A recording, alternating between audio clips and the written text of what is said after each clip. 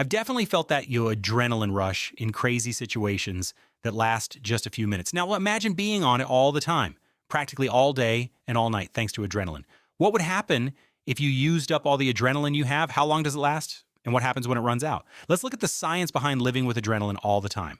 Let me tell you that adrenaline is a neurotransmitter hormone that your body produces every day right above your kidneys in glands called the adrenal glands. When you're scared, excited, or in danger, adrenaline is released and your body goes into beast mode, dilated pupils, racing heart, soaring blood sugar, and a brain ready to do something crazy if necessary. And here's what no one talks about. You also need adrenaline to live normally. It helps maintain your blood pressure when you get out of bed, keeps you alert when you work, and even regulates your metabolism, heart rate, and sleep-wake cycle. Adrenaline is practically always there, even when you don't notice it. Now let's talk about the science. How long does adrenaline actually last in the body under normal circumstances?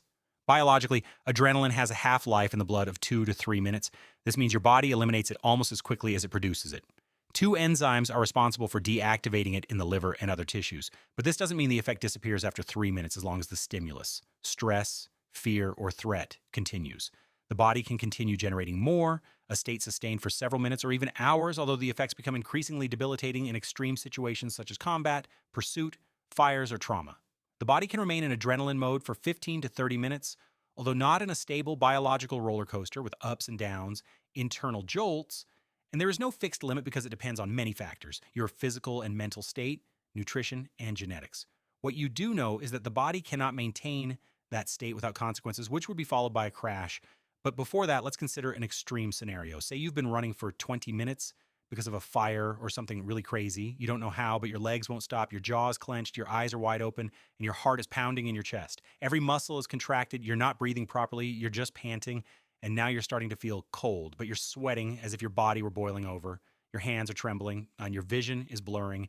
At that moment, your body has released everything it had. Your liver has already released all the available glucose. Your adrenaline receptors are saturated, your heart starts beating so fast it loses efficiency, your blood vessels are so constricted, your fingers feel numb, and your entire sympathetic nervous system, the one responsible for action, collapses. You experience hypotension, nausea, dizziness, and a feeling of emptiness in your chest. Your body, which once felt like a weapon, now feels weak. Your brain enters a state of wondering what happened, why you can't move the same way, and everything frightens you. This is because you've just burned out your system. Even though the adrenaline has worn off, the damage remains. You'll enter what some call a sympathetic crash, meaning your body goes from being hyperactive to collapsing. The truth is, constantly activating your adrenaline, whether through chronic stress, physical exertion, or lack of rest, can leave your body completely deregulated. And you don't need days for this to happen, just a few hours. For me, it's like having a fire extinguisher that only shoots flames. It's useful in critical moments, but if you don't use it daily, it becomes dangerous. So yes, living with adrenaline pumping, everything is simply impossible. Now, adrenaline, if it's powerful, can make you run faster, think more, and survive seemingly impossible things, but it also makes things ephemeral. In fact, it's only for moments, not for living. You basically end up consuming yourself from the inside without realizing it. Nobody can live in emergency mode forever. Sometimes true power is learning to slow down and remembering that living is also about learning when to stop. Subscribe.